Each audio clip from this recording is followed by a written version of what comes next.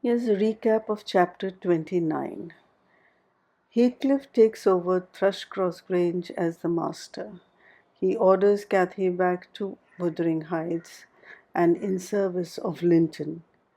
Cathy takes the approach of resigning to her fate with Linton, labels it as love, but determined to take solace in the fact that the villain, Heathcliff, is all alone, has no one to love, and is loved by no one. Cathy loses all comfort when he orders her to walk to Wuthering Heights. Mrs. Dean is prohibited to visit them, but retained as the housekeeper of Thrushcross Grange, for which he wishes to find a tenant. The rest of the chapter is rather esoterical. Mrs. Catherine Linton's picture on the wall stirs Heathcliff as he narrates to Mrs. Dean his efforts to dig Catherine Senior's grave when she died. He tells her of his effort to lie next to her grave upon his death and his firm belief in ghosts. He is convinced, and has been for some time, that Catherine Earnshaw, or the Catherine Senior, is around him. He could feel her presence everywhere and expects to see her, but has never seen her. The chapter paints a picture of how scarred Heathcliff is by his love for Cathy and her death. Chapter 30, Wuthering Heights. I have paid a visit to the Heights, but I have not seen her since she left. Joseph held the door in his hand when I called to ask after her and wouldn't let me pass. He said Mrs. Linton was thrang and the master was not in. Zillah has told me something of the way they go on. Otherwise, I should hardly know who was dead and who was living. She thinks Catherine haughty and does not like her. I can guess by her talk. My young lady asked some aid of her when she first came, but Mr. Heathcliff told her to follow her own business and let his daughter-in-law look after herself, and Zillah willingly acquiesced, being a narrow-minded, selfish woman. Catherine evinced a child's annoyance at this neglect, repaid it with contempt, and thus enlisted my informant among her enemies as securely as if she had done her some great wrong. I had a long talk with Zillah about 6 weeks ago, a little before you came, one day, when we foregathered on the moor, and this is what she told me. The first thing Mrs. Linton did, she said, on her arrival at the Heights, was to run upstairs without even wishing good evening to me and Joseph. She shut herself into Linton's room and remained till morning. Then, while the master and Earnshaw were at breakfast, she entered the house and asked, all in a quiver, if the doctor might be sent for. Her cousin was very ill. "We know that," answered Heathcliff, "but his life is not worth a farthing, and I won't spend a farthing on him." "But I cannot tell how to do," she said, "and if nobody will help me, he'll die." "Walk out of the room," cried the master, "and let me never hear a word more about him. None here care what becomes of him. If you do, act the nurse. If you do not, lock him up and leave him." Then she began to bother me, and I said I'd had enough plague with the tiresome thing. We each had our task, and hers was to wait on Linton. Mr. Heathcliff bid me leave that labour to her. How they managed together, I can't tell. I fancy he fretted a great deal and moaned whistling night and day, and she had precious little rest.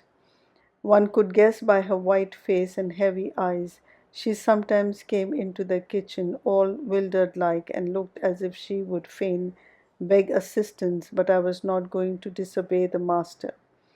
I never dare disobey him, Mrs. Dean, and though I thought it were wrong that Kenneth should not be sent for, it was no concern of mine either to advise or complain, and I always refused to meddle.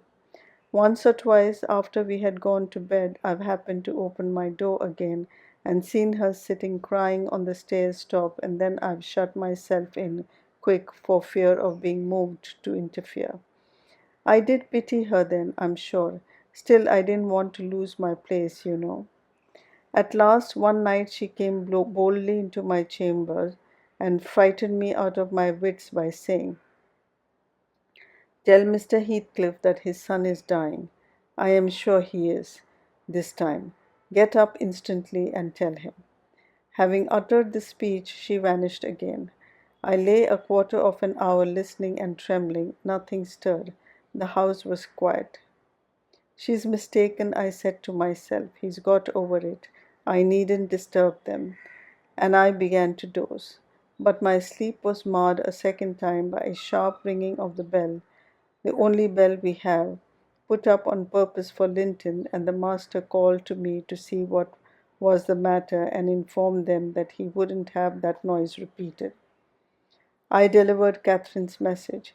He cursed to himself, and in a few minutes came out with a lighted candle and proceeded to their room. I followed. Mrs. Heathcliff was seated by the bedside with her hands folded on her knee. Her father-in-law went up, held the light to Linton's face, looked at him and touched him. Afterwards he turned to her. "Now, Catherine," he said, "how do you feel?" She was dumb. "How do you feel, Catherine?" he repeated. "He's safe and I'm free," she answered.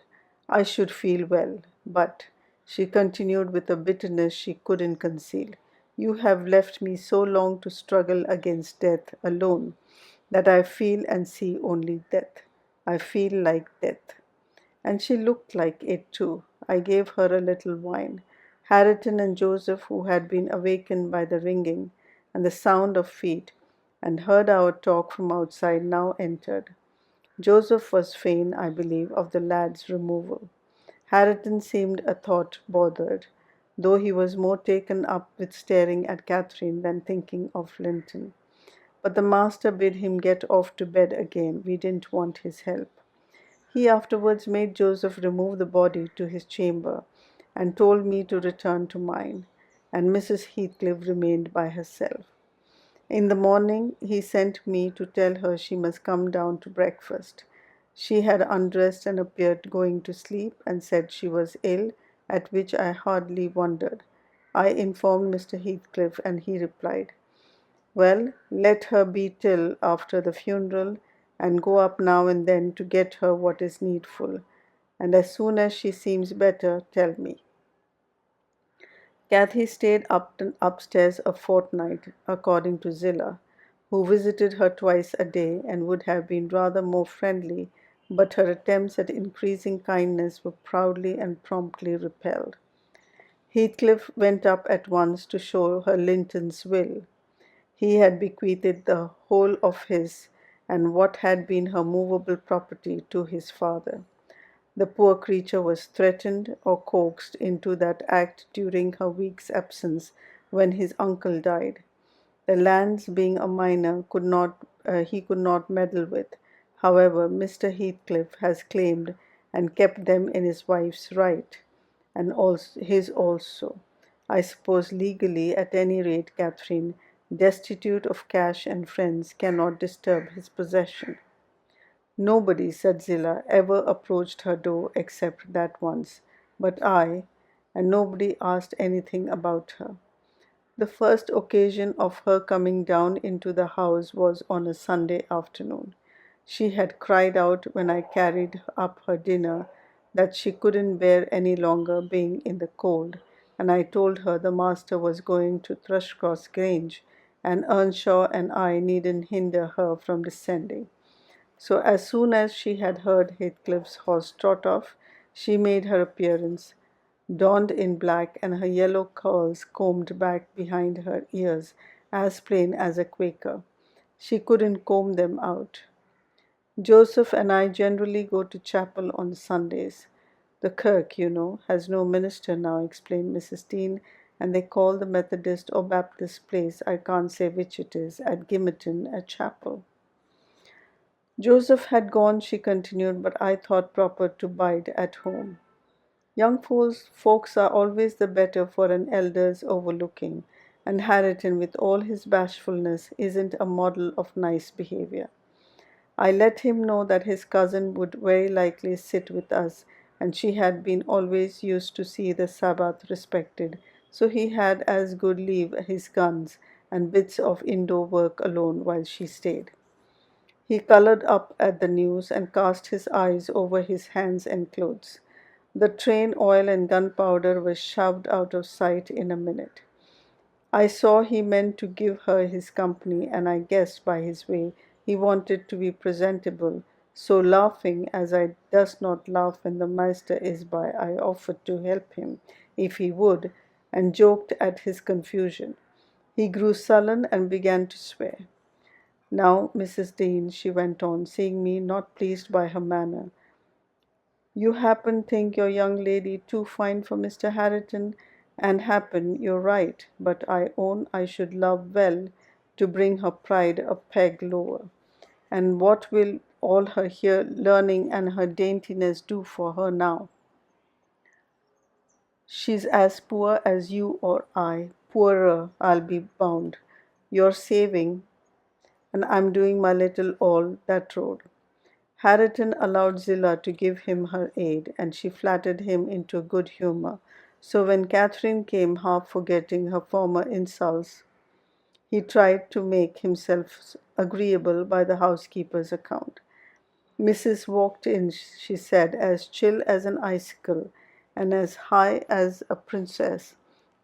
I got up and offered her my seat in the armchair.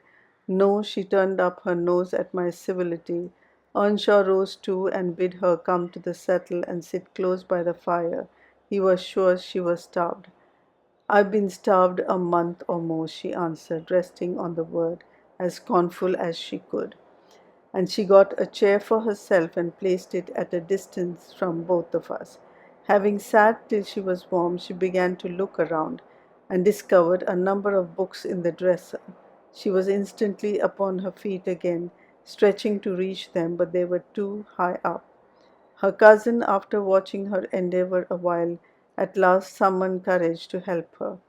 She held her frock, and he filled it with the first that came to hand. That was a great advance for the lad. She didn't thank him, still he felt grateful that she had accepted his assistance, and ventured to stand behind as she examined them, and even to stoop and point out what struck his fancy in certain old pictures which they contained. Nor was he daunted by the saucy style in which she jerked the page from his finger.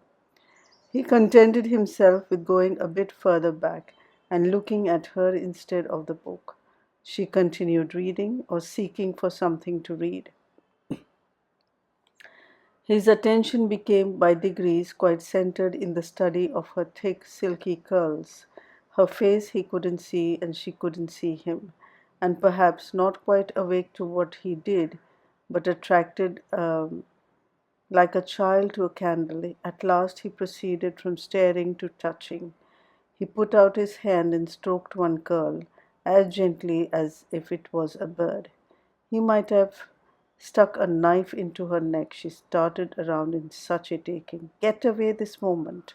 How dare you touch me? Why are you stopping there? She cried in a tone of disgust. I can't endure you. I'll go upstairs again if you come near me. Mr. Harriton recoiled, looking as foolish as he could do. He sat down in the settle, very quiet, and she continued turning over her volumes. Another half hour. Finally, Earnshaw crossed over and whispered to me, will you ask her to read to us, Zillah? I am stalled of doing naught, and like to hear her. Do not say I wanted it, but ask we for yourself. Mr. Harriton wishes you would read to us, ma'am, I said immediately. He'd take it very kind, he'd be much obliged. She frowned and looking up answered, Mr. Harriton and the whole set of you will be good enough to understand that I reject any pretense at kindness you have the hypocrisy to offer. I despise you and will have nothing to say to any of you. When I would have given my life for one kind word, even to see one of your faces, you all kept off. But I won't complain to you. I'm driven down here by the cold, not either to amuse you or enjoy your society. What could I have done? Began Earnshaw. How was I to blame? Oh, you are an exception, answered Mrs. Heathcliff. I never missed such a concern as you. But I offered more than once and asked, he said, kindling up at her pertness. I asked Mr. Heathcliff to let me wake for you.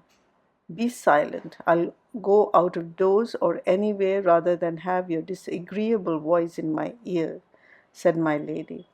Hareton muttered she might go to hell for him, and unslinging his gun, restrained himself from his Sunday occupations no longer. He talked now freely enough, and she presently saw fit to retreat to her solitude. But the frost had set in, and in spite of her pride, she was forced to condescend to our company more and more. However, I took care there should be no further scorning at my good nature. Ever since, I've been as stiff as herself, and she has no lover or liker among us. And she does not deserve one, for let them say at the least word to her, and she'll curl back without respect of anyone. She'll snap at the master himself, and as good as dares him to thrash her, and the more hurt she gets, the more venomous she grows. At first, on hearing this account from Zillah, I determined to leave my situation, take a cottage, and get Catherine to come and live with me. But Mr. Heathcliff would as soon permit that as he would set up Hareton in an independent house, and I can see no remedy at present unless she could marry again, and that scheme it does not come within my province to arrange. Thus ended Mrs. Dean's story.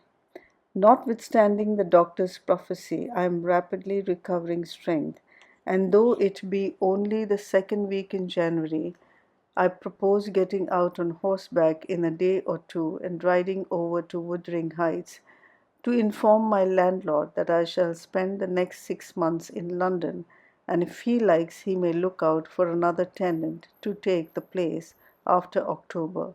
I would not pass another winter here for much. End of chapter 30.